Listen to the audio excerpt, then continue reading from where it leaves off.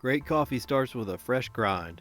For a Chemex with a stainless filter, like what I'm using today, you want a medium coarse grind, like sea salt.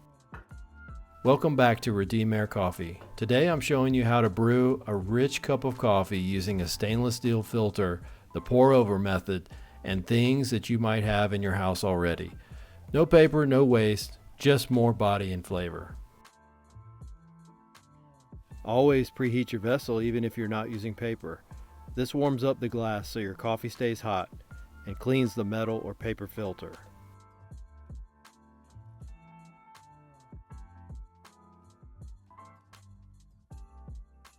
I'm using 22 grams of our medium roast.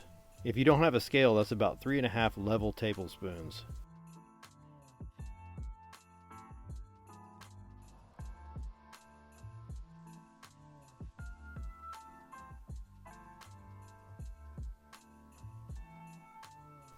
This is the bloom.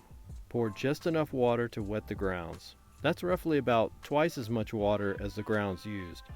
And then wait about 45 to 60 seconds.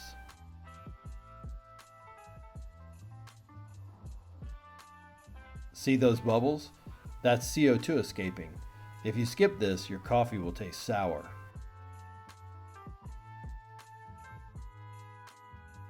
Now start your main pour. We are aiming for a 1:16 ratio here.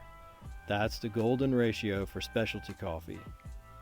Since I use 22 grams of coffee, I'm pouring until I hit 350 grams of water, including the bloom water. Start slowly in circles in the center, working your way to the outside in a swirling pattern. Since this is a metal filter, the water flows faster than paper, so I'm pouring slowly to control the extraction.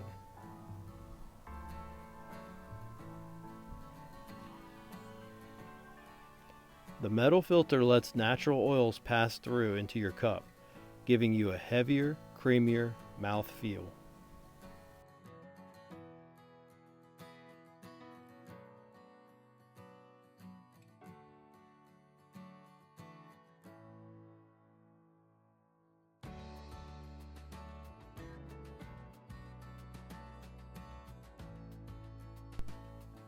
Once it stops dripping, remove the filter.